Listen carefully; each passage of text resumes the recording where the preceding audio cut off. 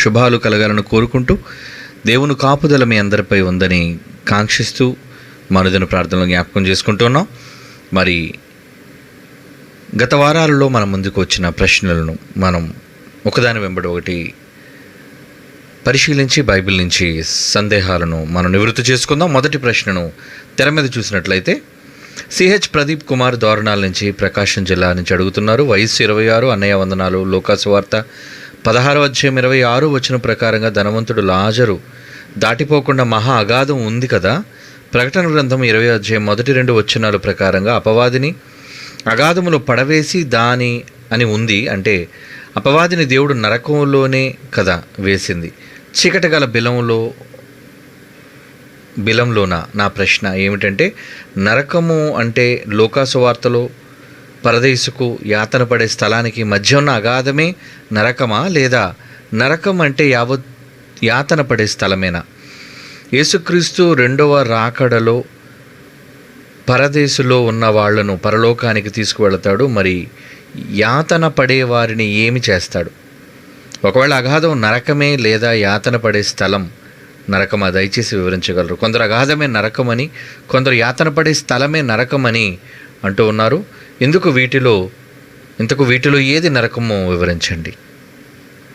ప్రియులారా, సోదరుడు ప్రశ్నించిన విధంగా నరకము, పరదేశు, పాతాళం, మరి వీటిని బైబిల్ ప్రకారంగా మనం పరిశోధించగలిగితే, బైబిల్ ఇచ్చిన వివరణ ప్రకారంగా 3 లోకాలలో 3వ లోకానికి చెందినదే పాతాళ లోకము అని బైబిల్ చాలా స్పష్టంగా చెప్పింది. పాతాళ లోకము అనగా అధలోకము, క్రిందనున్న లోకము అని అర్థం. ఈ పాతాళ లోకంలో 2 భాగాలుగా విభజింపబడినట్లుగా మనకు తెలుసు. లోకాసు వార్తలో ధనవంతుడి యొక్క సందర్భాన్ని మనం చూడగలిగితే, ఆ సందర్భంలో లోకాసు వార్త ఒకసారి చూద్దాం. ఆ మాట లోకా రాసిన సువార్త 16వ అధ్యాయం ధనవంతుడు చనిపోయిన తరువాత 22వ వచనం చూడండి. ఆ దరిద్రుడు చనిపోయి దేవదూతల చేత అబ్రహాము రొమ్మును అనుకున్నట్టు కొనుపోబడును. ధనవంతుడు కూడా చనిపోయి పాతపెట్టబడును. అప్పుడు అతడు పాతాళములో బాధపడుచు కన్నులెత్తి దూరం నుండి అబ్రహామును అతని రొమ్మును అనుకున్న లాజరును చూచి, తండ్రివైన అబ్రహామా అంటున్నాడు. ప్రియులారా, ఇక్కడ జరిగిన సందర్భం మీలో అనేక మందికి తెలుసు. కన్నులెత్తి పైకి చూస్తున్నాడంటే అక్కడున్న పరిస్థితి, వాతావరణం ఎలాంటిది అంటే, పాతాళంలో 2 భాగాలు ఉన్నాయి. ఒకటి నీతిమంతులు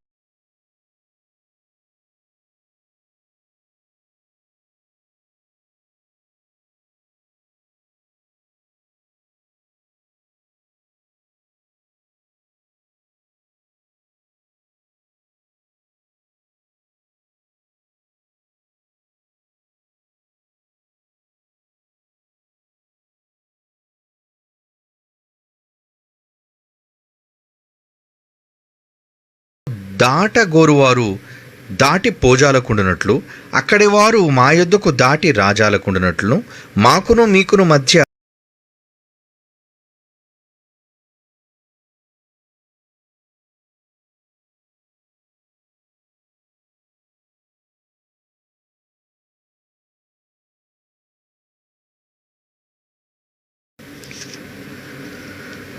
ఏమండి.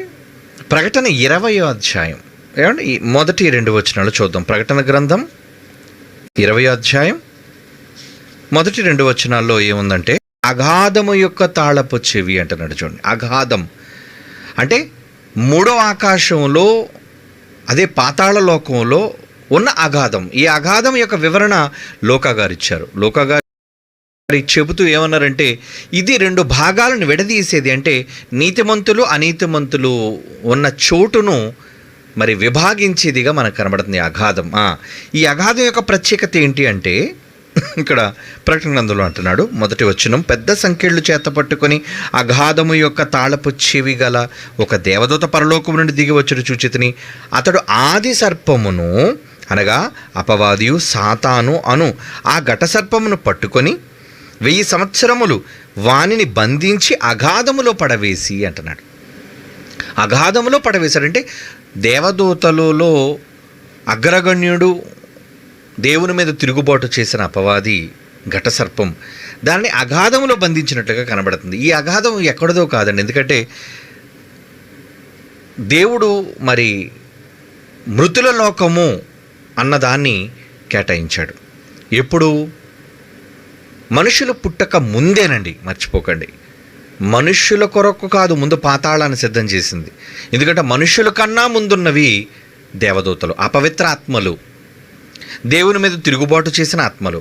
అటువంటి ఆత్మలు తప్పు చేసినప్పుడు అవి మనుష్యులకు ముందుగా ఉన్నాయి. సృష్టి కంటే కొన్ని కోటాను కోట్ల సంవత్సరాలు ముందుగా ఉన్నాయి కనుక మరి అవి తప్పు చేసినప్పుడు ఏం చేశాడో పేతురు రాసిన పత్రిక మనం చూడగలిగితే, ఏమండి ఒకసారి పేతురు పత్రిక చూద్దాం.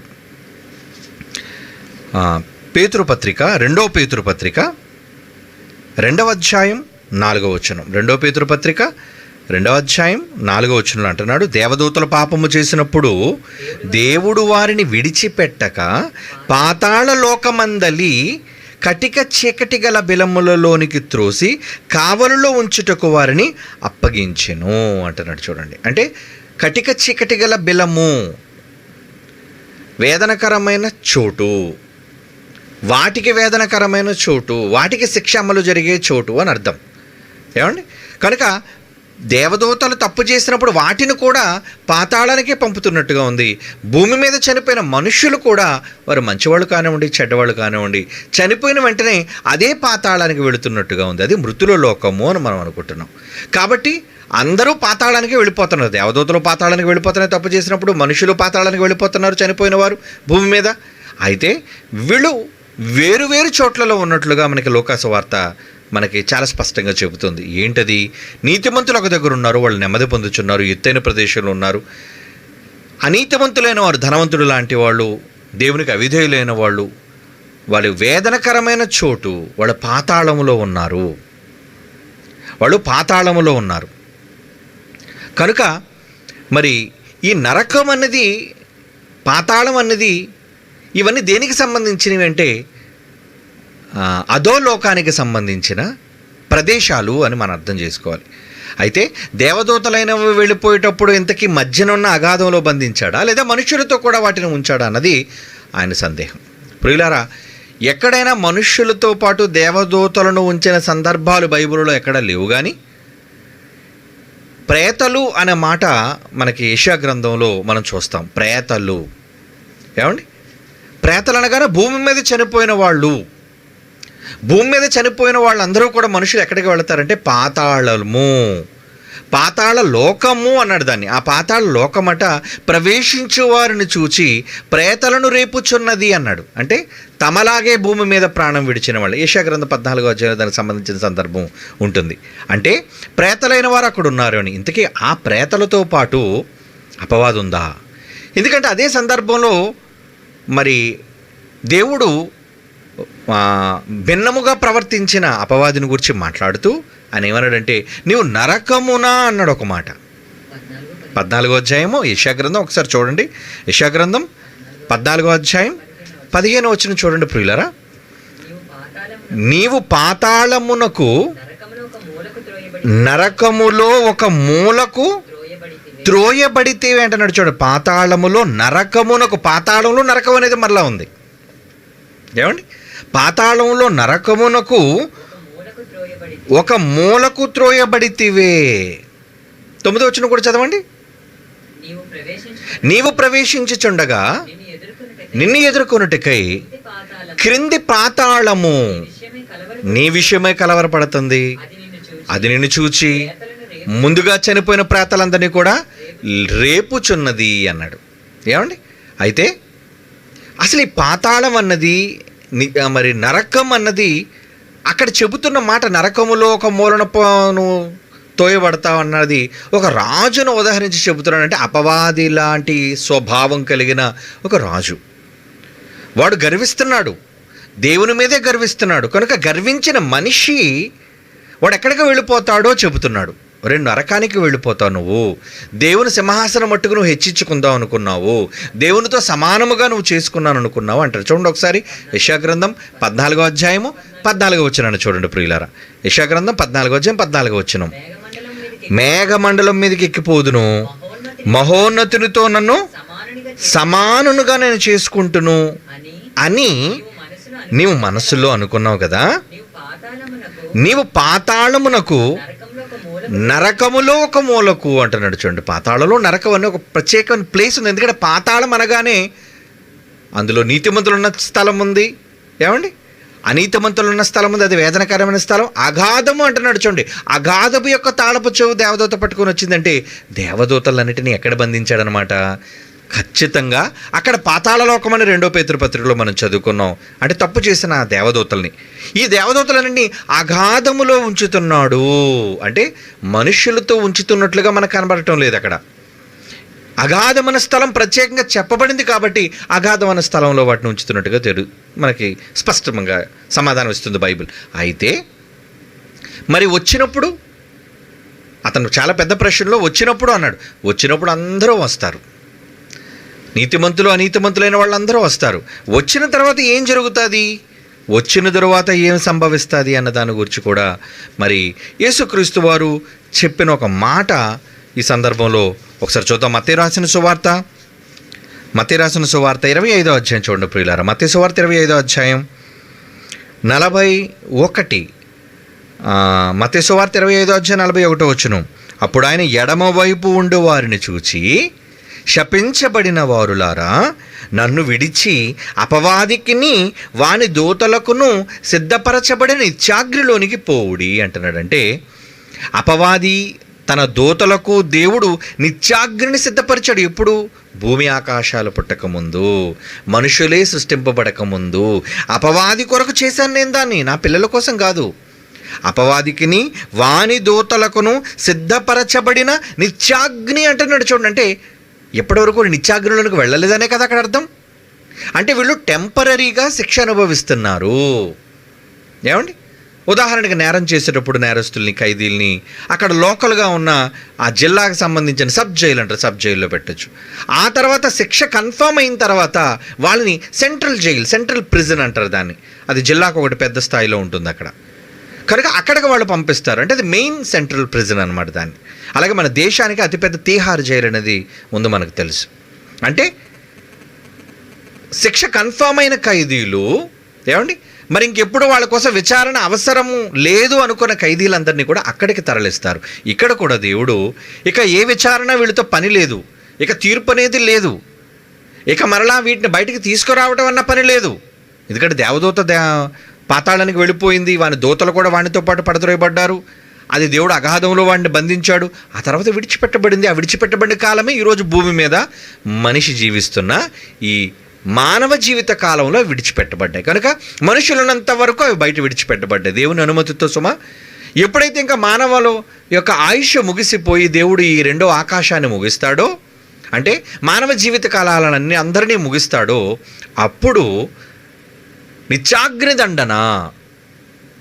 ఏమండి, మనుషులందరూ కూడా పరలోకానికి వెళ్ళిపోయిన తర్వాత అప్పటి వరకు పరదేశంలో నెమ్మది పొందుతున్న పుణ్యాత్ములు, నీతిమంతులు వాళ్ళందరూ కూడా భూమి మీదకి వచ్చి శరీరాలను ధరించుకొని పరలోకానికి వెళ్ళిన తర్వాత నిత్యాగ్ని దండన అపవాదికి మన దూతలకు సిద్ధం చేశాడు. కాబట్టి వాటిలోనికి మనుష్యులను, అపవాదిని, వాని దూతలను కలిపి నెడుతున్నట్లుగా ఇక్కడ చెప్తున్నాడు. చూడండి, తర్వాత జరగబోయేది, శపించబడిన వారులారా, నన్ను విడిచి అపవాదికిని వాని దూతలకును సిద్ధపరచబడిన నిత్యాగ్ని. అంటే నిత్యాగ్నిలో ఉన్నాయి, అన్ని దేవదూతలు రాలేదండి, కొన్ని విడిచిపెట్టబడ్డాయి. ఏదైనా తోటలో వచ్చిన ఘటసర్పం ఉందే మెయిన్ విలన్, వాడితో పాటు కొంతమంది అనుచరులను దేవుడు పంపించాడు, అనుమతి ఇచ్చాడు. అవి ఆకాశ మండలమందున్న దురాత్మల సమూహాలు అని అర్థం. అంటే వాటిని వెంట పెట్టుకుని వచ్చింది మనుషులను పరీక్షించడానికి, మనుషులను శోధించడానికి, మనుషులను అవహించడానికి. ఇది దేవుని అనుమతితో జరిగింది.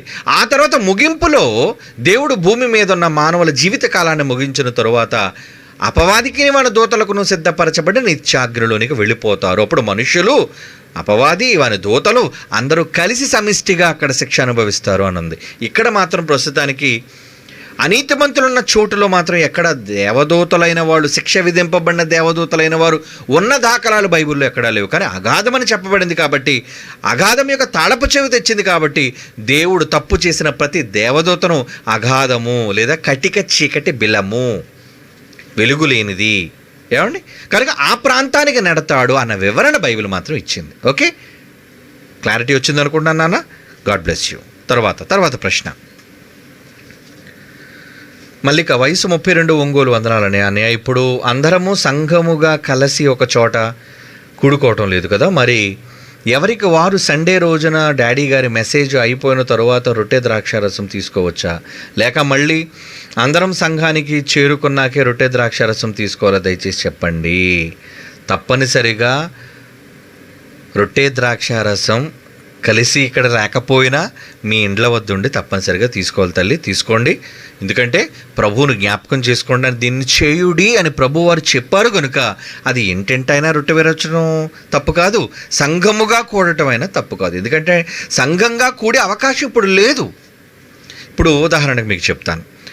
మొదటి శతాబ్ద కాలంలో 3000 మందితో ఆరంభమైన తొలి సంఘం, యెరూషలేములో సంఘం, పెంతెకొస్తు పండుగ దినంలో ఆరంభమైన ఆ ప్రారంభ సంఘం ఆరాధన కొనసాగించింది. అందరూ సమిష్టిగా ఒక దగ్గర కూడుకున్నారు, అందరూ సమిష్టిగా ఆరాధించారు. ఏమండి, అందరూ ప్రతి దినము ఎందులో ఉన్నారట? రొట్టె విరుచుటి ఎందును, ప్రార్థన చేయటి ఎందును, అపోస్తుల బోధ ఎందును ఎడతెగక ఉన్నారు అన్న మాట బైబిల్లో ఉంటుంది. ఒకసారి మనం చూద్దాం. అపోస్తుల కార్యములు 2వ అధ్యాయం 42వ వచనాన్ని చదివితే మీకు అర్థమవుతుంది. అపోస్తుల కార్యములు 2వ అధ్యాయం 42వ వచనంలో ఉంటుంది. Very good. అయితే ఎంతకాలం కొనసాగించింది, ఎంతకాలం ఇది కొనసాగింది అనుకుంటున్నారు? సంఘానికి ఆపద కలిగినంత వరకే. సంఘానికి 8వ అధ్యాయం వచ్చేసరికి పెద్ద ఆపద యెరూషలేము సంఘానికి కలిగినట్లుగా మనం చూస్తాం. చూడండి అక్కడ అపోస్తుల కార్యములు 2వ అధ్యాయం, ఇప్పుడు మీరు చదివారు కదా 42, 8వ అధ్యాయంకి వచ్చేసరికి మొదటి వచనంలో మనకి ఏం కనబడుతుంది అంటే, ఆ కాలమందు యెరూషలేము సంఘమునకు గొప్ప హింస కలిగినందున అపోస్తలులైన వారు తప్ప, వాళ్ళే 12 మంది ఉన్నారు, వాళ్ళు తప్ప అందరూ యోదయ సమరయ దేశముల యందు చెదరిపోయిరి అంటున్నాడు. చూడండి, అంటే కరోనా లాంటి కష్టం కలిగిందేమో అప్పుడు కూడా. ఏమండి, అంటే వాళ్ళందరూ ఒక చోట కూడుకునే అవకాశం లేదు వాళ్ళకి. మరి అప్పుడు ఏం చేశారు వాళ్ళు? లేదండి, యెరూషలేము సంఘానికి సంబంధించిన వాళ్ళం మేమంతా. ఇప్పుడు ఫిలిప్ ఉన్నాడండి, వెళ్ళిపోయాడండి, పారిపోయాడు ఆయన. అవును, అపోస్తులు మాత్రమే ఉన్నారు యెరూషలేములో. ఫిలిప్ పారిపోయాడు, స్టెఫెను పారిపోయాడు, ఇంకా చాలామంది మొదటి శతాబ్దంలో సంఘస్థులు అందరూ పారిపోయారు. మరి చెదిరిపోయిన వారంతా ఏం చేస్తున్నారు? సువార్త ప్రకటిస్తున్నారు, దేవుని పనిలో ఉన్నారు అని అర్థం చేసుకోవాలి. ఎందుకంటే బైబిల్ చెప్పింది, చెదిరిపోయిన వాళ్ళందరూ కూడా సువార్త ప్రకటించుకుంటూ వెళ్ళారనేది అపోస్తుల కార్యాలు 8వ అధ్యాయంలో 4వ వచనం నుంచి చదివితే ఫిలిప్పును కూర్చున్న సందర్భం మనకి కనబడుతుంది. కాబట్టి కలిసిగా ఒక దగ్గర ఉన్నప్పుడు కలిసి రొట్టె పంచుకోండి, ద్రాక్షారసం తీసుకోండి. సమస్య వచ్చింది, కష్టకాలం వచ్చింది, విడిగా ఉన్నాం, మీ ఇంటి వద్ద తీసుకోండి. ఎందుకంటే దేవుడు తీసుకోమని చెప్పాడు కదా. నన్ను జ్ఞాపకం చేసుకున్నట్టుకై ఈ రొట్టెను, ఈ ద్రాక్షారసాన్ని మీరు తీసుకోండి అని ఆజ్ఞగా చెప్పాడు. కాబట్టి ఖచ్చితంగా ఆజ్ఞను మనం పాటించాలి తల్లి. కాబట్టి ఎవ్రీ సండే ఆరాధనలో మీరంతా కూడా ఏకీభవించి తప్పనిసరిగా మీ ఇంటి వద్ద తీసుకోండి. ఓకే, మరలా మనం అంతా కలుసుకునే అవకాశం వచ్చినప్పుడు తిరిగి మళ్ళీ అంతా కలిసి తీసుకోవచ్చు. Okay, God bless you. తర్వాత ప్రశ్న ఏనా? ఏ ప్రశ్న? ఊరు పేరు లేదా పైన కిందన ఏంటి? అలా కాదు, వాళ్ళ పేరు వివరాలు ఇవ్వలేదా? ఓకే, సన్నీ, మరి అది చూపించండి. సన్నీ, వయసు 23, రామచంద్రపురం, బిహెచ్ఎల్, హైదరాబాద్. పైకి ఎత్తండి ఇప్పుడు ప్రశ్న. ఏంటి ఆ ప్రశ్న? ఆదికాండం 3వ అధ్యాయం 5వ వచనం ఏలయనగా మీరు వాటిని తినుదినమని మీ కన్నులు తెరవబడుననియు, మీరు మంచి చెడ్డలు ఎరిగిన వారి దేవతల వలె ఉందురనియు దేవునికి తెలియనని స్త్రీతో చెప్పగా, ఇది దేవుడు చెప్పిన మాట. ఆదికాండం 3:22లో అప్పుడు దేవుడని యెహోవా ఇదిగో మంచి చెడ్డలు ఎరిగినట్లు ఆదాము మనలో ఒకరి వంటి ఆడాయను కాబట్టి అతడు ఒకవేళ తన చేయి చాపి జీవవృక్ష ఫలములను కూడా తీసుకొని తిని నిరంతరము జీవించునేమో అని. మరి సార్, ఇక్కడ సర్పం చెబుతున్నట్టుగా దేవుడు ఆదాము మనలో ఒకని వంటి వాడు అని చెప్పారు కదా. ఏమని? సర్పం చెబుతున్నట్లుగా దేవుడు ఆదాము మనలో ఒకని వంటి వాడు అని చెప్పాడు కదా. ఏమనుంది? ఆదికాండం 3:13 అప్పుడు దేవుడని యెహోవా స్త్రీతో నువ్వు చేసినది ఏమిటి అడుగుగా, స్త్రీ సర్పము నన్ను మోసపుచ్చినందుకు తింటున్నాను. మళ్ళీ ఇక్కడ సర్పం మోసం చేసింది అని ఉంది. ఇదేంటి సార్? నాకు కొంచెం కన్ఫ్యూజన్గా ఉంది. ఎందుకంటే కన్ఫ్యూజ్ అవ్వాల్సింది ఏమీ లేదు. ఆదికాండం 3:22లో దేవుడని యెహోవా ఇదిగో మంచి చెడ్డలను ఎరుగునట్లు ఆదాము మనలో ఒకని వంటి వాడు ఆయను కాబట్టి తన చెయ్యి చాపి జీవవృక్ష ఫలములు తీసుకొని తిని నిరంతరము జీవించునేమోనని ఆ మార్గాన్ని దేవుడు బ్లాక్ చేశాడు. అంటే ఇక్కడ అతను అడిగిన ప్రశ్నలో దేవుడైన యెహోవా మరి ఆదాము తప్పు చేసిన తరువాత మనలో ఒకని వంటి వాడయ్యాడు అన్నారు. అవును, తప్పు చేసిన తర్వాత. ఎందుకంటే అప్పటి వరకు ఆదాముకు మంచి మాత్రమే తెలుసు, చెడు తెలియదు ఆయనకి. అపవాది కోసం తెలీదు. ఏమండి, అపవాది కోసం అసలు ఆయనకు తెలీదు. కానీ అనుభవపూర్వకంగా పొరపాటు చేశాడు, పొరపాటులో పడ్డాడు. ఏమండి, ఆయన భార్య తప్పు తెలుసుకున్నారు, సిగ్గుపడ్డారు, దేవుని మాటకి అవిధేయులుగా మారారు. తప్పు చేసి తప్పును తెలుసుకున్నారు కాబట్టి దేవుడు మనలో ఒకని వంటి వాడుగా ఆదాము మారాడు అని పాపము చేసిన తర్వాత చెప్పడం జరిగింది. ఎందుకు? దేవుడు మంచి చెడులను ఎరిగినవాడు గనుక. అంటే దేవుడు చెడు ఎరిగినవాడు గనుక చెడ్డవాడని కాదు, చెడు తెలుసుకున్నవాడు, చెడు ఏంటో తెలిసినవాడు. ఏమండి, ఇప్పుడు మందు తాగటం వలన ప్రాణానికి హాని ఉంది అనేది ఇప్పుడు మనం చెప్పాం అనుకోండి, అది మనం రుచి చూడలేదు. అలాగే పొగ త్రాగడం హానికరం అని మనం చెబుతున్నాం, అంటే వాటికి దూరంగా ఉండండి అని. దాన్ని మనం ఏ రోజు మనం రుచి చూడలేదు, కానీ వాళ్ళకు చెబుతున్నాం. అంటే చెడు ఇది అని మనం దాన్ని అనుభవించకపోయినా ఇది చెడు అని చెప్పే కొన్ని సందర్భాలు ఉన్నాయి. మరికొన్ని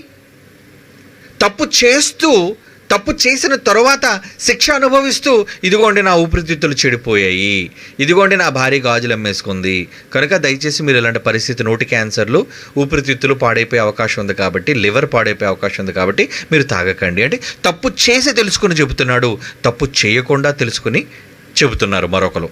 ఇది నేను ఎందుకు చెప్పానంటే, దేవుడు మొదటి వానితో సమానం. అంటే దేవుడు చెడు చెయ్యనివాడు, చెడు చెయ్యడు. అలాగని చెడు తెలియనివాడు కాడు, చెడు తెలుసు, ఇది చెడు అని తెలుసు, కానీ ఆయన చెయ్యడు. అందుకే చెడును గురించి చెబుతాడు. ఆదాము కూడా దేవుడంతటి వాడుగా చెడును చెయ్యకుండానే చెడును ఎరగాలి అని కోరుకున్నాడు, కానీ అక్కడ జరగలేదు. చెడులో పడ్డాడు, చెడును చేశాడు, తప్పు చేసి కూడా ఇది తప్పు అని తెలుసుకున్నాడు, మొత్తానికి తెలుసుకున్నాడు. కాబట్టి ఆదాము మనలో ఒకని వంటి వాడయ్యాడు అన్నాడు. అంతేనా? ఆ మాటకు అర్థం. అంతేగాని అపవాది వల్ల ఏదో చెడు తెలుసుకున్నాడనో, అపవాదిని దేవుడు పంపడానికి గల కారణం ఏంటంటే ఆదాముకు బోధ కలగాలి. అంటే అతన్ని పరీక్షకు గురి చేశాడు దేవుడు. అంటే తప్పు చేసే అవకాశాన్ని దేవుడు కల్పించాడు, స్వతంత్రాన్ని ఇచ్చి. ఆ తప్పును నువ్వు సద్వినియోగం చేసుకున్నావా, దుర్వినియోగం చేసుకున్నావా అన్నది ఆదాము యొక్క స్వతంత్రత చెప్పాలి. కాబట్టి దుర్వినియోగం చేసుకున్నారు ఇద్దరు. ఇందులో తప్పు మంచి చెడులు తెలుసుకోవడంలో అపవాది ప్రమేయం ఏమీ లేదు. దేవుడు అనుమతితోనే అపవాది వచ్చింది సుమా, దేవుడు అనుమతితోనే వచ్చింది.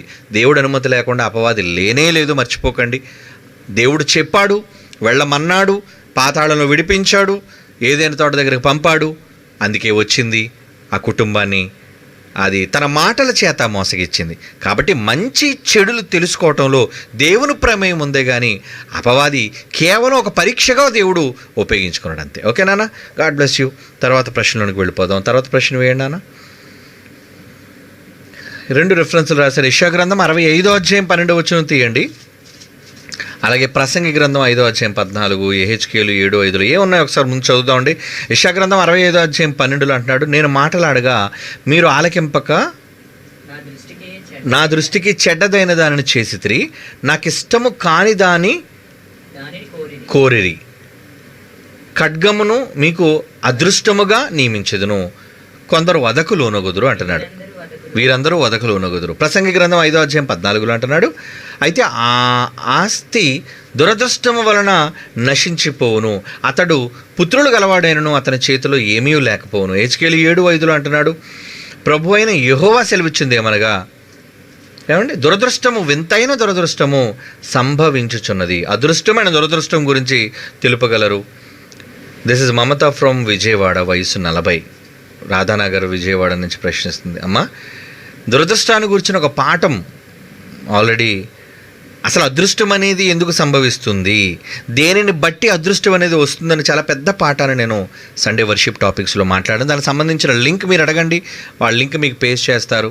ఇక దురదృష్టం అంటారా, ఈ అదృష్టం దురదృష్టం అన్నది కాలానికి సంబంధించినవి. ఏమండి, కాలానికి సంబంధించినవి. ఇప్పుడు ఏది జరగాలన్నా అది మీరు తీసుకున్న నిర్ణయాన్ని బట్టి ఉంటుంది.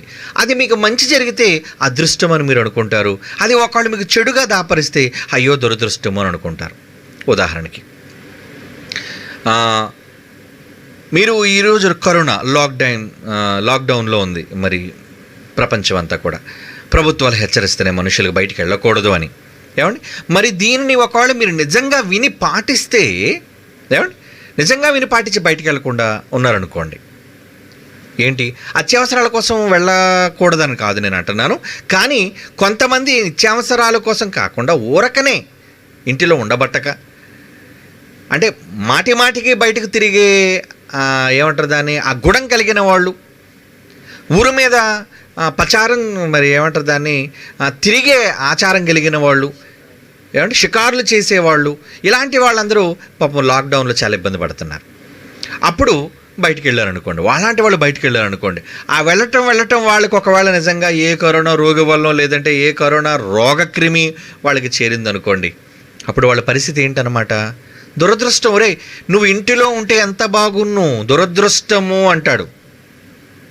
అంటే రావటం దురదృష్టకరం, రావటమే దురదృష్టకరం. మరి నువ్వు ఆ దురదృష్టం నీకు రాకుండా ఉండాలి అంటే నువ్వేం చేయాలి? ఏమండి, ఆ దురదృష్టం నీకు రాకుండా ఉండాలి అంటే నీవు భద్రత పాటించాలి. అంటే ఆ భద్రతే నీ అదృష్టం.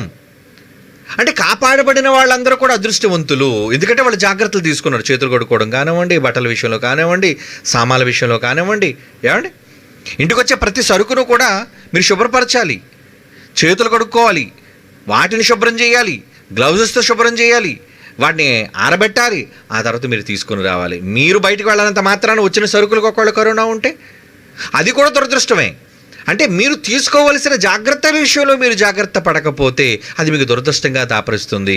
అదే మీరు జాగ్రత్త పడితే మీరు అదృష్టంగా దాన్ని మీరు పరిగణించుకోవచ్చు. అంటే మీరు తీసుకున్న జాగ్రత్త మీ అదృష్టం. అంటే మంచి కాలమే రెండు, దురదృష్టం అన్నా అదృష్టం అన్నా కాలానికి సంబంధించిందని చెప్పాను కదా. కనుక మీకు మంచి జరగాలి అన్నా చెడు జరగాలన్నా ఆ రెండు మీ చేతిలోనే ఉన్నాయి.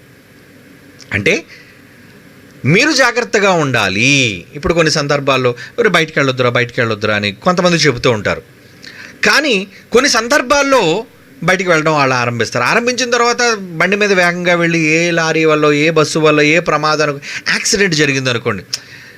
యాక్సిడెంట్ జరిగిన తర్వాత ఆ యాక్సిడెంట్కి గురైన వాళ్ళు ఏమనుకుంటారో తెలుసా, ప్రమాదంలో పడిన తర్వాత అయ్యో మా వాళ్ళు చెబుతూనే ఉన్నారు వెళ్ళొద్దని, నిజంగా వాళ్ళ మాట వింటే బాగున్నాం. ఏమండి, ఆ మాట విని ఆగిపోయిన వాడైతే ఏమనుకుంటాడు? ఏమండి, ఆ మాట విని నువ్వు పలానా దగ్గరికి వెళ్ళాలి, పలానా చోటుకి అనుకుందాం, ఉదాహరణకు ఒక చోటుకి వెళ్ళాలి. ఆ చోటుకి వెళ్ళాలి అని అనుకున్నప్పుడు ఎవరో నిన్ను అడ్డగించారు, వద్దురా ఎందుకు ఈ టైంలో వెళ్ళొద్దు అని నిన్ను అడ్డగించారు. నువ్వు వెళ్ళలేదు. ఆ వెళ్ళకపోవడం వల్ల ఆ బిల్డింగ్ కుప్పకూలిపోయింది అనుకోండి ఆ సమయంలో. అప్పుడు నువ్వేమనుకుంటావు, అమ్మో నా ప్రాణం దక్కింది, నిజంగా వాళ్ళు చెప్పబట్టి, నేను వినబట్టి, నేను ఉండబట్టి, నేను అక్కడికి వెళ్ళకపోవడం బట్టి నేను బ్రతికాను. ఒకళ్ళు నిజంగా మాట బేఖాతరు చేసి ఒకళ్ళని అక్కడికి వెళ్ళినట్లయితే నేను చనిపోయి ఉండేవాడిని. అమ్మో ఎంత అదృష్టం ఉన్నది. అంటే మాట వింటే అదృష్టం, మాట వినకపోతే దురదృష్టం. ఏదైనా కీడు మీకు రావాలి అని అనుకున్నప్పుడు, దేవుడు మీకు నిర్ణయించినప్పుడు మీరు ఎంత తప్పించుకుందామన్నా తప్పించుకొనలేరు అన్నమాట ఫైనల్గా దేవుడు చెబుతున్నాడు. ఎందుకంటే నువ్వు ఎలుగుబంటి నుంచి తప్పించుకోవచ్చు, సింహం బారి నుంచి తప్పించుకోవచ్చు, కానీ గోడ మీదకి వెళ్ళిన తర్వాత నీ ఇంటిలోనే మృత్యు నీ కోసం పావు రూపంలో వెయిట్ చేయొచ్చు. ఇది బైబిల్ చెప్పిన ఉదాహరణ. అంటే అది ఎక్కడ దేవుడు చేసే విషయంలో సుమా ఫైనల్ జడ్జిమెంట్ అది. కానీ ఈ ముందు కాలంలో దేవుడు ఎన్నో అవకాశాలు మీకు ఇస్తుంటాడు.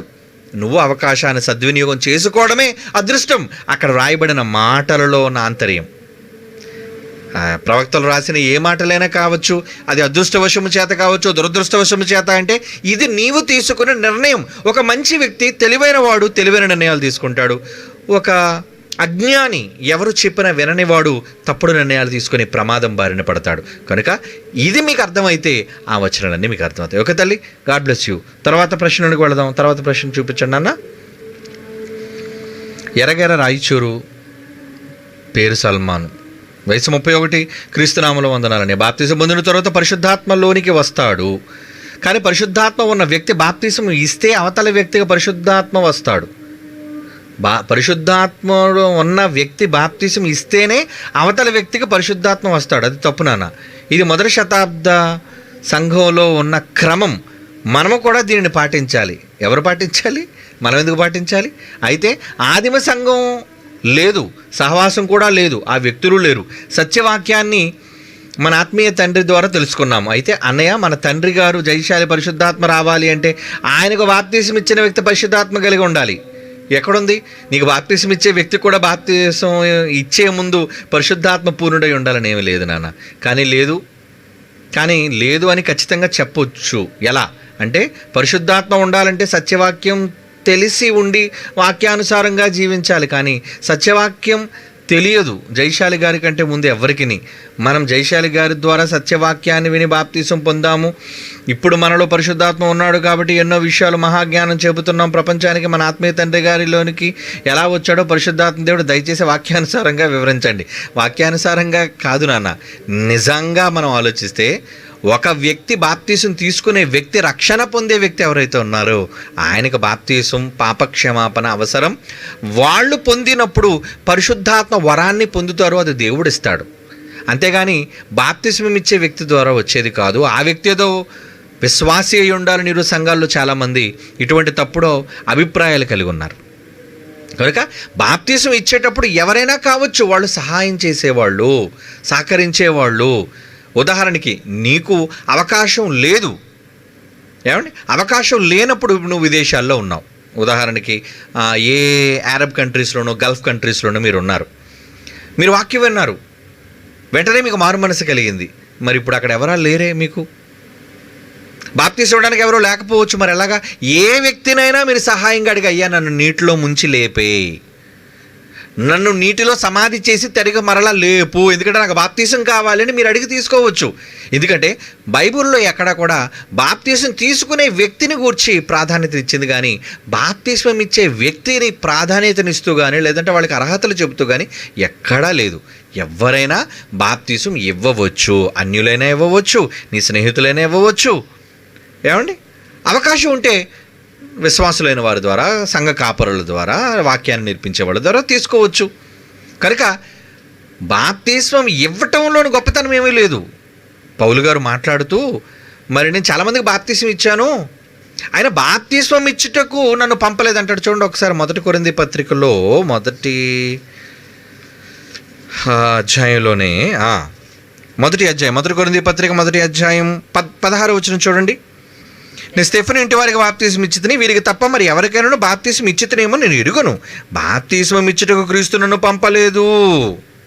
క్రీస్తు యొక్క శిలువ వ్యర్థము కాకుండానట్లు వాక్చాతుర్యం లేకుండా సువార్త ప్రకటించుటకు ఆయన నన్ను పంపెను అంటున్నాడు. చూడండి, బాప్తీసంకి ఇవ్వటంలో ఆయన పెద్ద ప్రాధాన్యత ఏం చూపించలేదు. నేను వాక్యం చెప్పాలి, ముందు వాళ్ళ మనస్సులు మార్చాలి, వాళ్ళు మారితే వాడు బాప్తీసం తీసుకుంటాడు. అంతేగాని నేను నిమించాలి, నేను బాప్తీసం ఇవ్వాలి అనేది ఏమీ లేదు. చూడండి, పౌలు గారు చెబుతున్నారు ఆ మాట. కాబట్టి బాప్తిస్మము తీసుకున్న వాళ్ళు ముఖ్యమైన వాళ్ళు. పరిశుద్ధాత్మ వచ్చేది పరిశుద్ధాత్మ దేవుని యొక్క వరంగా వస్తుంది అని అపొస్తలుల కార్యాలు 2వ అధ్యాయం 37, 38 వచనాలు మీరు చదివితే, ఇది మీకు, మీ ఇంటి వారికి, అందరికీ ప్రభు అయిన యేసు తన యొద్దకు పిలిచిన వారు అందరికీ చెందుతుంది వాగ్దానము అన్నాడు 39వ వచనంలో. కాబట్టి అది వాగ్దానం, అది ఎవరికైనా వస్తుంది. తీసుకున్న వాళ్ళకి, ఇచ్చే వాళ్ళకి ఏ సంబంధం లేదు. కాబట్టి జయశాలి పీడి సుందరరావు గారికి ఎవరిచ్చారో నాకైతే బాప్తిసం, మరి ఆయనకి ఎవరిచ్చారో నాకైతే తెలియదు. కానీ మొత్తానికి ఎవరి దగ్గర తీసుకున్నారు, ఆ తీసుకునే వ్యక్తికి పరిశుద్ధాత్మ ఉంటేనే ఈయనకి పరిశుద్ధాత్మ వస్తా అనుకునే అభిప్రాయం మాత్రం తప్పున్నాను. ఓకే, తర్వాత ప్రశ్నలోకి వెళ్ళిపోతాం. God bless you.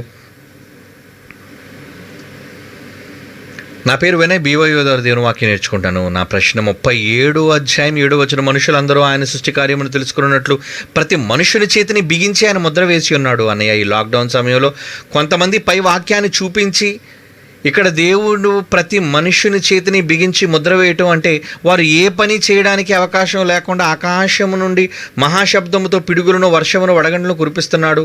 దేవుడు ఈ సృష్టి కార్యమును చేయటం వలన మనుషులు తమ ఉపాధిని, తమ కార్యకలాపాలను చేసుకోలేక ఇళ్లలోనే ఉండి ఇలా మనకు జరగడానికి గల కారణం కేవలం దేవుడేనని గుర్తిస్తారని, అలా గుర్తించడానికి దేవుడు ప్రకృతి విపత్తును పంపించి ప్రతి మనుషుని చేతిని బిగించి ఏ పని చేసుకోలేకుండా కట్టిపడేశాడని వివరిస్తున్నారు. అయితే ఇదే వాక్యమును ఆధారం చేసుకుని మన విశ్వవిద్యాలయంలో ప్రతి మనిషి చేతిని బిగించి ముద్ర వేయటం అంటే అది వేలు ముద్రలు గురించి అని చెప్పడం జరిగింది. అదేవిధంగా ఒక పాటను కూడా దీని గురించి విడుదల చేయడం జరిగింది. ఇంతకీ అక్కడ ప్రతి మనుషుని గూర్చి చెప్పబడిందా? లేక ఏ పని చేయనీయకుండా కొన్ని పరిశ్రమలు సీల్ మూసివేసినట్లు దేవుడు మనుష్యుని కూడా పని చేయనీయకుండా సీల్ చేశాడా? దయచేసి వివరించగలరు. నాలా వినయ్, అసలు నువ్వు రాసిన 37 సందర్భానికి కానీ ఇప్పుడు జరుగుతున్న కరోనా సందర్భానికి కానీ ఎటువంటి సంబంధం లేదు. ప్రతి మనుషుని చేతిని బిగించి ముద్ర వేశాడు అన్నది మీకు తెలుసు ఆ పాఠం. ఈ లాక్డౌన్ సమయాల్లో మీరు ఖాళీగా ఉండి ప్రతి వాక్య విరుద్ధమైన ప్రసంగాలు, మాటలు దయచేసి వినకండి. బైబిల్ చదవండి. లేదంటే మన మెసేజెసే ప్రసంగాలే కోకొల్లలుగా ఉన్నాయి, వాటిని వినండి. ఎందుకంటే మీరు బైబిల్ ఓపెన్ యూనివర్సిటీ వాళ్ళు ప్రకటించే బైబిల్ ప్రపంచంలో ఎవరు చెప్పలేరు అని పదే పదే మేము జ్ఞాపకం చేస్తూ ఉన్నాం. కనుక బయట వాళ్ళు ఏం చెబుతారని మీరు వింటున్నారు చెప్పండి. ఒక పరిపూర్ణులైన మాస్టర్లు మీకు చెబుతున్న మాటలు గాక ఎవరో ఏదో చెప్పేది మీరు వినడానికి మీరు ఇష్టపడుతున్నారు అంటే అదిగో ఎటువంటి ప్రశ్నలకు మీకు అవకాశం ఇవ్వడానికి కారణం అవుతుంది. అంటే మీరు విశ్వాసంలో తప్పిపోతారన్నది కాదు నా అభిప్రాయం, కానీ ఎందుకు విని మీ మనస్సును చేర్చుకోవటం అని. కాబట్టి మిగిలిన నిష్ణాతులు కాని వారి మాటలు మీరు వినకండి. బైబిల్లో పండితులైన వారు, ప్రజ్ఞ కలిగిన వారు, బైబిల్ని అకుంఠిత దీక్షతో చదివిన వాళ్ళు, సర్వసత్యాన్ని సక్రమంగా బోధించిన వాళ్ళు ఎవరో మీకు తెలుసు. అంత కెపాసిటీ అంత అనుభవం ఎవరికుందో మీకు తెలుసు ప్రపంచంలో. అలాంటప్పుడు బయట వాళ్ళు వక్రీకరించి బోధలో నానా రకాలైన మాటలు చేస్తారు. కనుక ఈ లోకం అంతా సీల్ డౌన్ అయిపోయింది కాబట్టి ఇది కూడా వేల్లో ముద్ర అంటారు. ఎవరన్నారు పని చేయట్లేదని? ఎందుకు పని చేయట్లేదండి? మీకు రైతు బజార్లు పని చేయట్లేదా? మరి వాళ్ళు అమ్ముకుంటున్నారు, వ్యాపారం చేసుకుంటున్నారు, మరి వాళ్ళు ఎక్కడ చేతులు సీల్ చేయబడ్డా చెప్పండి. కనుక ఇదంతా తప్పుడు ట్రాష్. మీరు వాటిని నమ్మకండి, ఈ తప్పుడు ప్రసంగాలు వినకండి. ఓకే, బైబిల్ చెప్పింది నిజం. ఓకే, గాడ్ బ్లెస్ యూ నాన్న. మంచిది. తర్వాత ప్రశ్నలోకి వెళ్ళండి నాన్న. వందనాలనే. నా పేరు గంగారావు, వయసు 20, పేర పెద్ద తుమ్మలో అని. నేను ఇంకా బ్యాప్టిజం తీసుకోలేదు. మన యూనివర్సిటీలో డీబీటీహెచ్ ఫస్ట్ ఇయర్ ఎగ్జామ్ రాశాను. మా ఊరు జేబీఆర్సీలో సండే స్కూల్ చిల్డ్రన్స్కి పరలోక పౌర విద్య పుస్తకంలోని లెసన్స్ నేర్పిస్తున్నాను. నీవు ఇంకా బాప్టిజం తీసుకోలేదు కనుక సండే స్కూల్ చిల్డ్రన్స్కి నేర్పేకి నీకు అర్హత లేదని, నీవు ఎన్ని దైవ కార్యక్రమాలు చేసినా ఫలితం లేదని నన్ను హేళన చేస్తున్నారు. కొంచెం వివరంగా చెప్పండి. చూడన్నా గంగారావు, పిల్లలకి చెప్పాలి, దేవుని జ్ఞానం నేర్పించాలని అనుకోవడం చాలా మంచిది. కానీ నువ్వు బాప్తిజం తీసుకోలేదు అని నేను చదివినప్పుడు నాకు చాలా బాధ కలుగుతుంది. ఎందుకు తీసుకోలేదు నువ్వు? కారణం అసలు తడవ చేయటం ఏంటి? నువ్వు డీబీటీహెచ్ ఫస్ట్ ఇయర్ ఎగ్జామ్ రాస్తున్నట్టుగా నువ్వు ఏదో రాసినట్టున్నావు, అవునా? డీబీటీహెచ్ ఫస్ట్ ఇయర్ ఎగ్జామ్ రాశాను. మరి డీబీటీహెచ్ ఎగ్జామ్ రాసి కూడా బాప్తిజం అనే తొలిపాట ఉండి కూడా నువ్వెందుకు ఇంకా బాప్తిజం తీసుకోలేదు నాన్న? అది చాలా ప్రమాదకరమైనది. బాప్తిజం ఖచ్చితంగా తీసుకోవాలి. పౌలు గారు వాక్యం చెప్పిన తక్షణమే ఆ రాత్రికి రాత్రే మరి చెరసాల అధికారి బాప్తిజం తీసుకున్నట్టుగా అపోస్తల కార్యాలు 16వ అధ్యాయం మీకు తెలుసు. ఆ రాత్రి ఎందుకు అతను ఆ ఇంటి వారంతా ఎందుకు తీసుకున్నారు బాప్తిజం? అంత అవసరమా? అలాగే ఫిలిప్పు నపుంసకుడికి బాప్తిజం త్రోవలోనే బాప్తిజం ఇచ్చాడు. అతను ఇంటికి వెళితే నీకు మంచి కొలను ఉంటుంది, మంచి ప్యూర్ వాటర్ ఉంటుంది, పరిమళాలు ఉంటాయి, అక్కడ మీరు బాప్తిజం తీసుకోండి అని ఫిలిప్ ఎందుకు చెప్పి పంపలేదు? త్రోవ మధ్య నీళ్ళు ఎలా ఉంటాయండి? చెరువులో. మరి ఆ నీటిలోని ఒక మంత్రికి బాప్తిజం ఇచ్చాడు అంటే బాప్తిజం అంత అవసరమా? వాళ్ళు హేళన చేయడం తప్పు, కానీ నిన్ను సరిచేయాలి, నీకు చెప్పాలి. విషయం ఏంటంటే నువ్వు ఖచ్చితంగా బాప్తిజం తీసుకోవాలి. ఎందుకంటే నీ రక్షణ కోసం నువ్వు పక్కన పెట్టి పిల్లల రక్షణ కోసం ఆలోచిస్తున్నావు. వాళ్ళకి పాఠాలు చెప్పాలనుకోవడం చాలా మంచిది, వెరీ గుడ్. కానీ మరి నీ రక్షణ కోసం ఆలోచించకపోతే అలాగే ఈ రాత్రి నువ్వు చచ్చిపోయావు అనుకో, ఈ రాత్రి నువ్వు కన్ను మూస్తే ఖచ్చితంగా నువ్వు పాతాళానికి వెళ్ళిపోతావు, ఇబ్బంది పడతావు నువ్వు. కాబట్టి నిన్ను రక్షించేది బాప్తిస్మము. యేసుక్రీస్తు వారు మాట్లాడుతూ ఆయన ఏమన్నారంటే, ఒకడు నీటి మూలముగాను ఆత్మ మూలముగాను జన్మించితేనే కానీ రక్షణ లేదు అంటాడు. చూడండి యోహాను సువార్త 3వ అధ్యాయం ఒకసారి. యోహాను సువార్త 3వ అధ్యాయము 5వ వచనం చూడండి.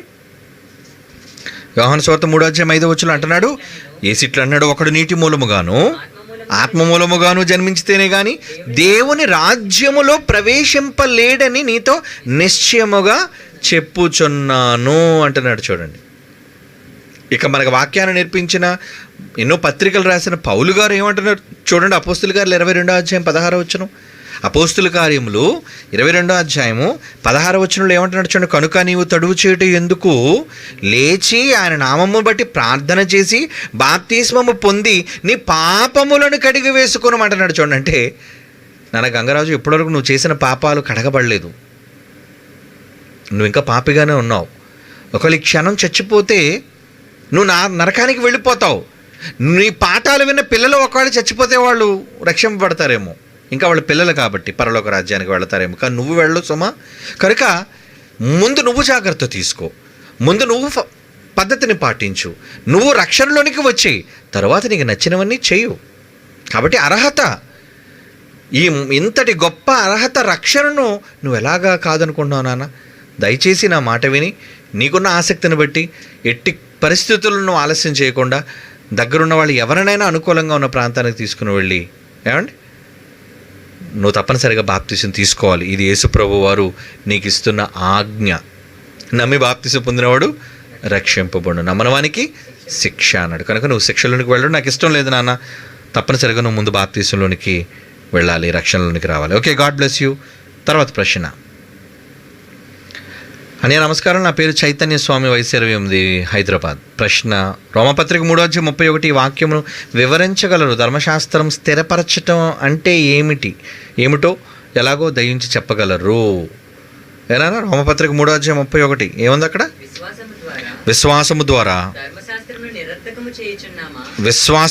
ధర్మశాస్త్రమును మనం నిరర్ధకము చేయుచున్నామా? అట్లా అనరాదు, మనము ధర్మశాస్త్రమును స్థిరపరచుచున్నాము అంటున్నాడు. అంటే నాన్న ఒకటి నువ్వు గుర్తుంచుకో, ఈ పత్రిక పౌలు గారు రాస్తూ రోమీలో ఉన్న సంఘానికి, వాళ్ళంతా కూడా యూదులు. ఎందుకంటే ధర్మశాస్త్రానికి సంబంధించి రాస్తున్నారంటే ధర్మశాస్త్రం అన్యులకు కాదు, రోమా పట్టణంలో ఉన్న యూదులుగా అర్థం. వాళ్ళంతా ధర్మశాస్త్రాన్ని పాటించేవాళ్ళు, వినేవాళ్ళు. కాబట్టి వాళ్ళకి ఇంకా పాత ధర్మశాస్త్రం ఇంకా పోలేదు అన్న పిచ్చి ఉంది. కాబట్టి ఆ ధర్మశాస్త్రములో నుంచి యేసుక్రీస్తు వారు ఇచ్చిన నూతన ధర్మశాస్త్రం వైపు నడిపించడానికి మొదటి శతాబ్దంలో చాలా ఇబ్బంది అయింది. అంటే పాత ధర్మశాస్త్రం నుంచి వారిని విడుదల చేసి యేసు చెప్పిన నూతన ధర్మశాస్త్రం వైపు నడిపించడానికే అపోస్తులు చాలామంది ప్రాణాలు కోల్పోయారు. ఈవెన్ యేసుక్రీస్తు వారు కూడా చనిపోయారు. ఎందుకంటే వాళ్ళ చట్టాలకు విరోధంగా ఆయన మాట్లాడుతున్నాడని, వాళ్ళ సిద్ధాంతాలకు వ్యతిరేకంగా ఆయన బోధలు చేస్తున్నాడని, ఇటువంటి అభియోగాలు వారిపైన అందరిపైన మోపడం జరిగింది. కాబట్టి వాళ్ళని ఆ భయంకరమైన పరిస్థితుల నుంచి తీసుకుని రావడానికి ఆయన ఈ పత్రికలన్నీ కూడా, ఈ రోమపత్రిక అంతా ఎక్కువగా పాత ధర్మశాస్త్రాన్ని బేస్ చేసుకొని మనకు కనబడుతుంటుంది. అందులో ఏమంటున్నాడంటే, కొంచెం పైనుంచి నేను చదువుతాను, 28వ వచనం. కాగా ధర్మశాస్త్ర సంబంధమైన క్రియలు లేకుండా, ఏమంటే రోమపత్రిక 3:28 చదువుతున్నానండి. ధర్మశాస్త్ర సంబంధమైన క్రియలు లేకుండా విశ్వాసము వలననే మనుషులు నీతిమంతులుగా తీర్చబడుచున్నారని ఎంచుచున్నాము. ఎందుకంటే నీతి అన్నది నీవు చేస్తున్న ధర్మశాస్త్రం వల్ల రాలేదు. ఎందుకంటే ధర్మశాస్త్రం వల్ల ఏ మనుషుడు నీతిమంతుడుగా తీర్చబడలేదు అన్న మాట 11వ వచనం చూడండి. 11వ వచనం రోమపత్రిక 3:11, నీతిమంతుడు లేడు, ఒకడునూ లేడు. ఏమండి, అందరూ కూడా త్రోవ తప్పి. 23వ వచనం చూడండి, అందరూ పాపము చేసి దేవుడు అనుగ్రహించి మహిమను పొందలేకపోయిరి అంటున్నాడు చూడండి. అంటే క్రియల మూలముగా 20వ వచనం కూడా చూడండి నాన్న, ఒకసారి చూడు. రోమపత్రిక 3:20 వచనం, అనగా ధర్మశాస్త్ర సంబంధమైన క్రియల మూలముగా ఏ మనుష్యుడును ఆయన దృష్టికి నీతిమంతుడని తీర్చబడడు అంటున్నాడు చూడండి. అంటే ఇంకా మీరు ధర్మశాస్త్ర సంబంధమైన కార్యక్రమాలు చేయటం వల్ల మీకు నీతి రాదు, ధర్మశాస్త్రం వల్ల మీరు విధేయులు కాలేరు, దానివల్ల అందరూ తప్పిపోయారు, పాపులుగా మారిపోయారు. కనుక ధర్మశాస్త్రం వద్దు. అందుకే ఎక్కడికి వెళ్ళాలి మనం? సంపూర్ణతలోనికి వెళ్ళాలి అని చెబుతున్నాడు 28వ వచనం. ధర్మశాస్త్ర సంబంధమైన క్రియలు లేకుండా విశ్వాసం మూలమునని మనుషులు నీతిమంతులుగా తీర్చబడుచున్నారని ఎంచుచున్నాము. దేవుడు యూదులకే మాత్రమే దేవుడా? అన్ని జనులకు దేవుడు కాడా? అవును, అన్ని జనులకు దేవుడే. దేవుడు ఒకడే గనుక ఆయన సున్నతి గలవారికిని విశ్వాస మూలముగాను, సున్నతి లేని వారికి విశ్వాసము ద్వారాను నీతిమంతులను తీర్చును. విశ్వాసము ద్వారా ధర్మశాస్త్రమును నిర్ధకము చేయుచున్నామా? అయితే ఇప్పుడు ధర్మశాస్త్రం విశ్వాసం వలన మేము నీతిమంతులుగా తీర్చబడుతున్నాం కాబట్టి ధర్మశాస్త్రం పనికిరాదనా అని మీరు అనుకుంటారేమోనని విశ్వాసము ద్వారా ధర్మశాస్త్రంను నిర్ధకము చేయుచున్నామా? అట్లన రాదు. మీరు అలాగ అనకండి. ధర్మశాస్త్రం తప్పు కాదు. ధర్మశాస్త్రాన్ని ఎవరిచ్చారు? దేవుడే. ఎందుకు ఇచ్చాడు? మనుషులు చేయడానికి, ఇశ్రాయేలీయులు. మరి వాళ్ళు చేశారా? చేయలేకపోయారు. చేయకపోవటం అనేది మనుషుల లోపం, దేవుని లోపం కాదండి. దేవుడు మంచిదే ఇచ్చాడు. వారు దాన్ని నెరవేర్చలేకపోయారు. కనుక నెరవేర్చకపోవడం వల్ల చట్టాన్ని సవరించాడు, చట్టాన్ని మార్పు చేశాడు. దాని ద్వారా నీతిమంతులుగా తీర్చబడలేకపోతున్నారు. కనుక ఈసారి నమ్మిక వల్ల నీతిమంతులుగా తీర్చబడాలని నమ్మడం వల్లనే నీతినివ్వడం అనేది కింద చెప్తున్నాడు. చూడండి, అందుకని ఎలా ధర్మశాస్త్రాన్ని స్థిరపరుస్తున్నారంటే 4వ అధ్యాయం 1వ వచనం. కాబట్టి శరీర విషయమే మన మూల పురుషుడికి అబ్రహాముకి ఏమి దొరికినందుము, అబ్రహాము క్రియల మూలముగా కాకుండా నీతిమంతులను తీర్చబడిన యెడల అతనికి అతిశయము కారణం కలుగును గాని అది దేవుని ఎదుట కలగదు. మరి లేఖనం ఏమి చెప్పుచున్నది? అబ్రహాము దేవుని నమ్మెను, అది అతనికి నీతిగా ఎంచబడును. మరి అబ్రహాం కాలంలో ధర్మశాస్త్రం లేదు కదా. అబ్రహాం నీతిమంతుడు ఎలాగయ్యాడు? ధర్మశాస్త్రం వల్ల కాదు కదా, నమ్మడం బట్టే కదా. కనుక నమ్మితే చాలు కదా యేసు ప్రభువుని. కనుక నమ్మండి అని చెబుతున్నాడు అనమాట. కనుక నమ్మిక వల్ల నీతిమంతులుగా మనం తీర్చబడుతున్నప్పుడు ధర్మశాస్త్రం వల్ల నీతి రాదు. ఎందుకంటే అందరూ పాపులుగా తీర్చబడుతున్నారు కాబట్టి. అలాగని చెడ్డది కాదు, అది మనిషి చేయలేకపోతున్నాడు. మనుషులకు ఇప్పుడు ఎస్ఎస్ఎల్సి అనేది ఉండేదండి. 10 సబ్జెక్టులు పాస్ అయితేనేనండి వాళ్ళు మార్కులు, వాళ్ళు నెక్స్ట్ గ్రేడ్కి వెళ్ళేది. 10 సబ్జెక్టుల్లో 9 పాసే, 1 ఫెయిల్ అయిపోయినా అన్ని టోటల్ ఫెయిల్డ్. మళ్ళీ పాఠాలన్నీ రాసుకోవాలి, మళ్ళీ అన్ని 10 ఎగ్జామ్స్ రాసుకోవాలి. అంటే నీ యొక్క బలహీనత అది పెట్టిన వాళ్ళ యొక్క ఎస్ఎస్ఎల్సి పెట్టిన వాళ్ళ యొక్క బలహీనత కాదు. నువ్వు పాస్ కాలేకపోతున్నావని, నీవు దాన్ని దాటలేకపోతున్నావని నీకు సులువు చేశారు. ఏంటని? కంపార్ట్మెంట్లుగా రాసుకోవాలి. ఏ టాపిక్ పోతే, ఏ సబ్జెక్ట్ పోతే దాన్నే మీరు మళ్ళీ తిరిగి కట్టుకోవచ్చు. అంటే అక్కడ వాళ్ళు పెట్టిన విధానం తప్పని కాదు. అలా ఆ విధానంలో పాస్ అయిన వాళ్ళు చాలామంది ఉన్నారు. నువ్వు సరిగ్గా చదవలేదు, నువ్వు దానికోసం ఎక్కువ కేటాయించలేదు సమయాన్ని. మరి పాస్ అయిన వాళ్ళందరూ ఎలా పాస్ అయ్యారు అన్నిటో సబ్జెక్ట్స్లో?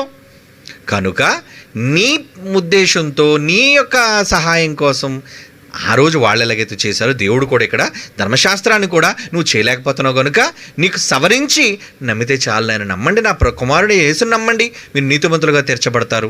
కనుక ధర్మశాస్త్రం చెడ్డది కాదు. అదే నువ్వు అడిగిన మాట. ఏదది? విశ్వాసం ద్వారా 31వ వచనం. విశ్వాసం ద్వారా ధర్మశాస్త్రం నిరర్ధకము చేయుచున్నామా?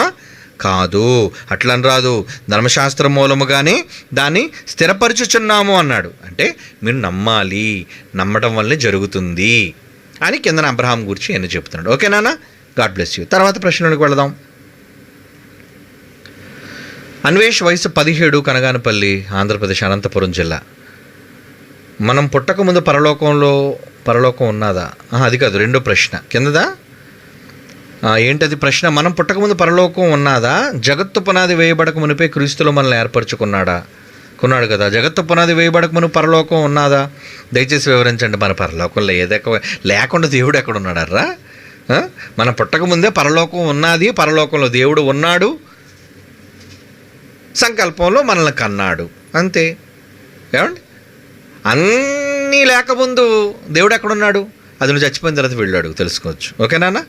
తర్వాత ప్రశ్న. సాయికృష్ణ, వయసు 24, నర్సీపట్నం. దీనికి ఆన్సర్ ఏంటారా? సగం వేశారేంటి?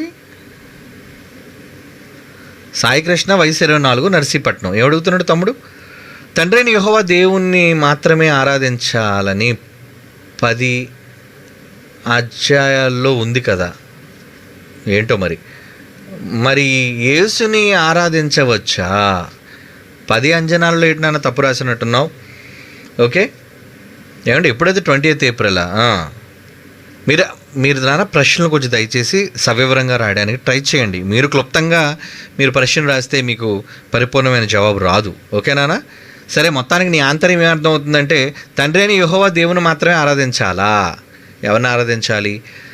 తండ్రి అయిన యెహోవా దేవుడు ఆరాధ్య దైవము, యేసుక్రీస్తు వారు కుమారుడైన దైవము. ఏమండి? యేసుక్రీస్తు వారు కూడా ఎవరిని ఆరాధించినట్లుగా యోహాను సువార్త మనం చదువుకున్న 4వ అధ్యాయంలో సమరయ స్త్రీతో మాట్లాడుతూ ఏమంటున్నాడు? ఏనా ఎవరిని ఆరాధించాలని చెబుతున్నాడు? 24వ వచనం.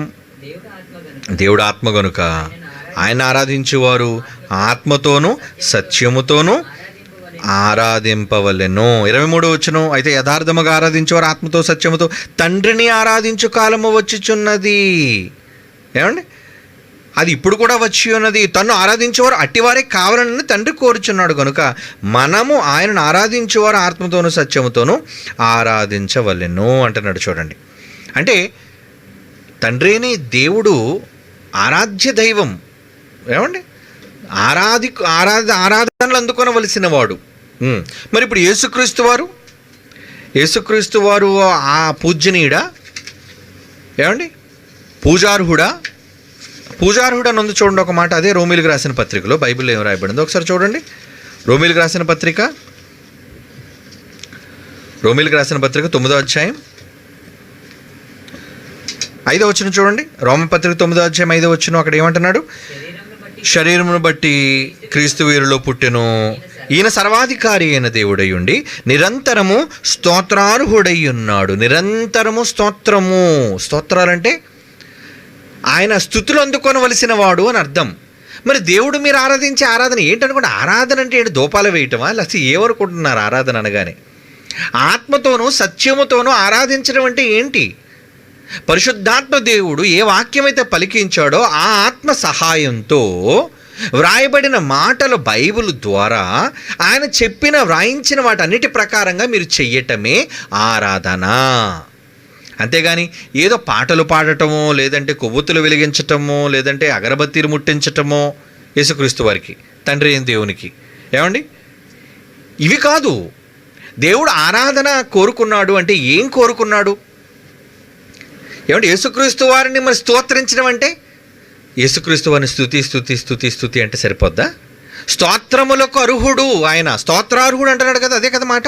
ఈయన సర్వాధికారి అయిన దేవుడై ఉండి నిరంతరము స్తోత్రార్హుడై ఉన్నాడు అంటున్నాడు. చూడు, నిరంతరము స్తోత్రార్హుడు అంటే ఎప్పుడూ కూడా స్తోత్రములు ఆయనకి చెల్లాలి. ఈ స్తోత్రములు దేవుడికి ఉన్నాయా? మరి ఎందుకు లేవండి? లేవా? యెషయా గ్రంథం 6వ అధ్యాయంలో మనం ఏం చదువుకున్నాం? దేవదూతలు ఆయన్ని గాన ప్రతిగానాలు చేస్తున్నాయంట. గాన ప్రతిగానాలు అంటే ఎలా చేస్తున్నాయి? గాన ప్రతిగానాలు చేయడం అంటే ఆయనకు స్తుతులు చెల్లిస్తున్నాయి. ఎలా? సూర్యచంద్ర నక్షత్రాలు ఆయన స్తుతిస్తున్నాయి. అవునా? 150వ కీర్తన మీరు చదవండి. 150వ కీర్తన మీరు చదివితే అన్నీ కూడా దేవుణ్ణి స్తుతిస్తున్నట్టుగా కనబడుతున్నాయి. ఏనా? ఒకసారి చదివితే ఒకసారి యెహోవాను స్తుతించుడి అంటే స్తుతులు చెల్లించుడి అని.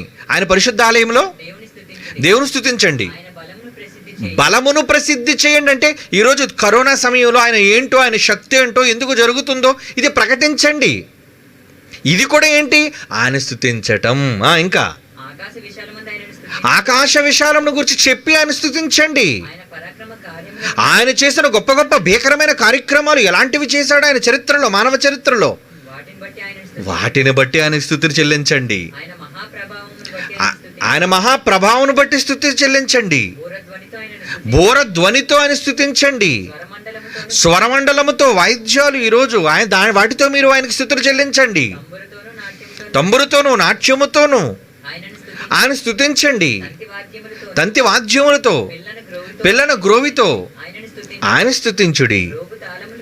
మరోగు తాళములతో. ఇలా చూడండి, మొత్తం అధ్యాయం అంతా చదివితే అన్ని స్తుతించండి అంటే మీరు ఆయన కొరకు చెయ్యటం, ఆయన కీర్తిని ప్రచురపరచటం, ఆయనను గూర్చి గొప్పగా మీరు ప్రకటించటం. మరి ఇది కాదా స్తుతి? ఈరోజు యేసుక్రీస్తుకు మీరు ఎలా స్తుతిని తీసుకొస్తారు? తండ్రి అయిన దేవుడే యేసుక్రీస్తు వారు నామాన్ని గణపరచమని చెప్పాడు. ఎక్కడ? ఫిలిప్పీ పత్రిక 2వ అధ్యాయం 9వ వచనం. ఏమండి? ఫిలిప్పీలకు రాసిన పత్రిక 2వ అధ్యాయం 9వ వచనం ఏమంటున్నాడు చూడండి అక్కడ. అందుచేత పరలోకమందు ఉన్నవారిలో కానీ, భూమి మీద ఉన్నవారిలో కానీ, భూమి క్రింద ఉన్నవారిలో కానీ ప్రతివాని మోకాలు యేసు నామమున వంగునట్లు, ప్రతివాని నాలుక తండ్రి అయిన దేవుని మహిమార్థమై యేసు క్రీస్తు ప్రభువు, ఆయనే దేవుడు అని ఒప్పుకొనున్నట్లు, ఏమండి, దేవుడు ఆయన అధికముగా హెచ్చించి ప్రతి నామమునకు పై నామము ఆయనకు అనుగ్రహించెను. అంటే పై నామం ఇచ్చిందంటే మరి ఆయన కూడా స్తుతులు చెల్లించాలిగా. ఏమండి? కనుక ఇప్పుడు యేసుక్రీస్తు వారు అన్నట్లుగా, యేసుక్రీస్తు వారు చెప్పినట్లుగా, నేను మిమ్మల్ని ప్రేమించాను, నా ప్రాణం పెట్టాను, మరి మీరు నన్ను ప్రేమిస్తే ఏం చేయాలి? మీ ప్రాణం పెట్టండి అన్నాడు. మరి అది కూడా స్తుతించడమే, అది కూడా స్తుతులు చెల్లించడం. అంటే మీరు దేవుని కొరకు చేయవలసిన కార్యక్రమాలు, వాక్యంలో ఏదైతే దేవుడు మిమ్మల్ని చెయ్యమని చెప్పాడో వాటి ప్రకారంగా మీరు చెయ్యటమే యెహోవాను స్తుతించటం. కనుక ఈ స్తుతులు యెహోవా కూడా ఉన్నాయా? అవును. తండ్రి చెప్పిన మాటలే యేసు ప్రభు వారు చెప్పారు. యేసు చెప్పినా, తండ్రి చెప్పినా, మిమ్మల్ని చేయమని ఏ పనులు అయితే చెప్పారో ఆ పనులు మీరు చేయటమే స్తుతించటం. యేసుక్రీస్తు వారు తండ్రిని ఆరాధించారు. ఎలా? ఆయన ఇచ్చిన పనులు చేసి. మరి మీరు ఎలాగ ఆరాధిస్తారు? తండ్రి మీకు ఇచ్చిన పనులు మీరు చేసి, యేసుక్రీస్తు వారు మిమ్మల్ని చేయమన్న పనులు మీరు చేసి. తండ్రి ఏ పనులు అయితే చెప్పాడో అదే యేసుప్రభు వారు చెప్పారు. ఆయన పనులు వేరు, ఈయన పనులు వేరు అనుకోకండి. ఇద్దరు పనులు, మనుషులకు చెప్పిన పనులు ఒకటే. ఆ పనులు చేయటం వల్ల యేసుక్రీస్తుకి నిరంతరం స్తోత్రం కలుగుతుంది, తండ్రి అయిన దేవునికి నిరంతరము స్తోత్రం కలుగుతుంది. కనుక మనం చేసే ఆరాధనలో, మనం చేసే క్రియలలో మహిమ ఎవరికి కలుగుతుంది? యేసుక్రీస్తు వారికి కూడా మహిమ రావాలి కదా. ప్రకటన గ్రంథం 5వ అధ్యాయం ఏమన్నాడు ఒకసారి చూడండి. ప్రకటన గ్రంథం 5వ అధ్యాయం 12వ వచనం. ప్రకటన గ్రంథం 5వ అధ్యాయం 12వ వచనంలో ఏమన్నాడు చూడండి. వారు వధింపబడిన గొర్రెపిల్ల శక్తియు, ఐశ్వర్యము, జ్ఞానమును, బలమును, ఘనతయు, మహిమయు, స్తోత్రమునకు పొందనర్హుడని గొప్ప శబ్దంతో చెప్పుచుండ్రు. అంటే తండ్రికైనా స్తోత్రాలు, యేసుక్రీస్తు కాదా? యేసుక్రీస్తు కూడా స్తోత్రాలు చెల్లుతాయి. ఈయన కూడా స్తోత్రములు రావాలి, అందుకే నిరంతరము స్తోత్రారుడై ఉన్నాడని రోమ 9:5 మనం చదువుకున్నాం. అంటే స్తుతులు ఇద్దరికీ చెందాలి. అంటే యేసు నామాన్ని మీరు స్తుతిస్తున్నారు, స్తోత్రములు చెల్లిస్తున్నారంటే తండ్రికి రావు, చేరటం లేదని మీరు అనుకోకండి. తండ్రి నామమే కుమారునికున్న నామం, కుమారునికున్న నామం పరిశుద్ధాత్మకున్న నామం. ముగ్గురు ఒకే నామం. ఆ పాట వినండి, మీకు అర్థమవుతుంది. కనుక ఆ నామానికి మీరు ప్రస్తుతం చేస్తున్నప్పుడు, ఆ నామానికి మీరు కీర్తి చేకూరుస్తున్నప్పుడు, ఆ నామాన్ని మీరు గణపరచడానికి క్రియలు చేస్తున్నప్పుడు, ఎందుకంటే ఎన్నో మంచి పనులు చేస్తున్నారు ఈరోజు. ఎంతోమంది లేమిలో ఉన్న వాళ్ళకి, ఆపదలో ఉన్న వాళ్ళని ఆదుకుంటున్నారు, ఎంతోమంది ముందుకు వస్తున్నారు, ఎన్నో విధాలైన సహాయ సహకారాలు అందిస్తున్నారు. అది తన పరా భేదం లేకుండా అందరికీ అందిస్తున్నారు. ఇవన్నీ మరి త్యాగగుణమే కదా, ఇవన్నీ క్రియలే కదా. ఈ క్రియల ద్వారా ఎవరికి ఘనత, ఎవరికి మహిమ? మీరు పెట్టే అంత ఆహారం తింటున్న వాళ్ళు, ఏమంటే లేమిలో ఉన్నవాళ్ళు, ఇప్పుడు వీధిలో ఉన్నవాళ్ళు కానీ, క్వారంటైన్లో ఉన్నవాళ్ళు కానీ, తిండికి ఇబ్బంది పడుతున్న వాళ్ళు చాలామంది ఉన్నారు. మరి వాళ్ళందరికీ ప్రభుత్వం అంటుంది చేస్తున్నాను, కానీ ఇన్ని కుటుంబాలకు వెళ్తున్నాయండి. ఎంతకాలం పెంచుతుందండి ప్రభుత్వం? అంటే ప్రజలు చేస్తున్నారు, మీరు చేస్తున్నారు. ఎందుకంటే ఈ నా సహోదరులో ఒకనికి చేస్తే నాకు చేసినట్లే అని దేవుడు అన్నాడు. అంటే తండ్రిని దృష్టిలో పెట్టుకుని వీళ్ళందరికీ చేస్తున్నారు కాబట్టి మీరు స్తోత్రాలు చెల్లిస్తున్నారు అని అర్థం. అంతేగాని ఏ పని చేయకుండా ఇంట్లో కూర్చొని స్తోత్రం స్తోత్రం స్తోత్రం స్తోత్రం, ఇవన్నీ భయంకరమైన మూఢాచారాలు. మనకు ముందున్న తరాలలో క్రైస్తవులు నేర్పించిన ఏమండి భిన్నమైన అభిప్రాయాలు, భిన్నమైన బోధలవి. నిజమైన స్తోత్రము, నిజమైన ఆరాధన, నిజమైన పని అంటే దేవుడి కోసం మన క్రియలు చేయటమే, మన ప్రేమను క్రియలలో చూపించటమే. మన ఆరాధన నోటితో కాదు, ఆత్మతో, సత్యముతో, క్రియలతో దేవుని మనం ఆరాధించే వాళ్ళంగా ఉండాలి. అది అండి ఆరాధన యొక్క మూలం. ఓకేనా? గాడ్ బ్లెస్ యూ నాన్న. మంచిది. ఇంకా చాలా ప్రశ్నలు ఉన్నాయి ఏమండి దీనికి సంబంధించి. అందుకే ఒక ప్రత్యేక ప్రకటన చేద్దాం అనుకుంటున్నాను. బుధవారం నాడు సాయంత్రం 7 గంటలకు ప్రశ్నోత్తరాల కార్యక్రమం ప్రత్యేకంగా పెట్టాలనుకుంటున్నాను. ఎందుకంటే చాలా ప్రశ్నలు పెండింగ్లో ఉండిపోయి, ఎందుకంటే సండే టాపిక్స్ కూడా మాట్లాడవలసి వస్తుంది. కొంతమంది అడుగుతున్నారు ఖచ్చితంగా మీరు ప్రశ్నోత్తరాలు పెట్టండి అని. కాబట్టి వారం మధ్యలో బుధవారం నాడు రాత్రి 7 గంటల నుంచి 8 గంటల వరకు తిరిగి మరలా ఈ ప్రశ్నోత్తరాల కార్యక్రమం మాత్రమే లైవ్ కొనసాగుతుంది. అవకాశం వాళ్ళు తప్పనిసరిగా చూడండి. మీ ప్రశ్నలు ఏమైనా ఉంటే నంబర్కి పోస్ట్ చేయండి. God bless you all. కళ్ళు మూసుకొని ప్రార్థన చేసుకుందాం. పరిశుద్ధమైన తండ్రి, మీ చల్లని కాపుదల్లో మమ్మల్ని అందరినీ ఇంతకాలం మీరు ఉంచారయ్యా. ఈ ప్రపంచాన్నంతటినీ మీ కాపుదల్లో ఉంచారు. కొందరికి భయాన్ని నేర్పిస్తున్నారు, కొందరికి క్రమశిక్షణా చర్యలు మీరు చూపిస్తున్నారు, కొందరికి మీ ఉగ్రతను చూపిస్తున్నారు. ఏది జరిగినా అంతా మీ చిత్తమే. దీనిలో మీరు మాత్రమే మహిమ కలగాలి అని, మీరు మాత్రమే ఘనతను పొందాలి అని మేము కోరుకుంటున్నాం. కాబట్టి దయించి మీ చిత్తమైతే దేవా, ఈ కరోనా కష్టకాలంలో మీ నామము ప్రపంచ దేశాలు వినులాగున, మీ వలన మాత్రమే స్వస్థత కలుగుతుంది అని, మీ వలన మాత్రమే మనుషులకు దయ అందుతుంది అన్న విషయాన్ని దయించి, మీ నామము ఎంత ఘనమైనదో, ఆకాశమందు మీరు దైవంగా ఎంత ఉన్నతంగా ఉన్నారన్న విషయాన్ని యావత్తు ప్రపంచ దేశ ప్రజలకు తెలిసేటట్లుగానే ఈ కరోనా ద్వారా ఒక అద్భుతాన్ని మీరు చేయవలసిందిగా ప్రార్థిస్తూ, మా అందరి బ్రతుకుల్లో కాపుదల, క్షమ, ప్రేమ, జాలి మా అందరి పట్ల చూపిస్తున్నందుకు ధన్యవాదాలు చెల్లిస్తూ క్రీస్తు యేసు వారి అమూల్యమైన నామములో ప్రార్థన మీకు సమర్పించుచున్నాము తండ్రి. ఆమేన్.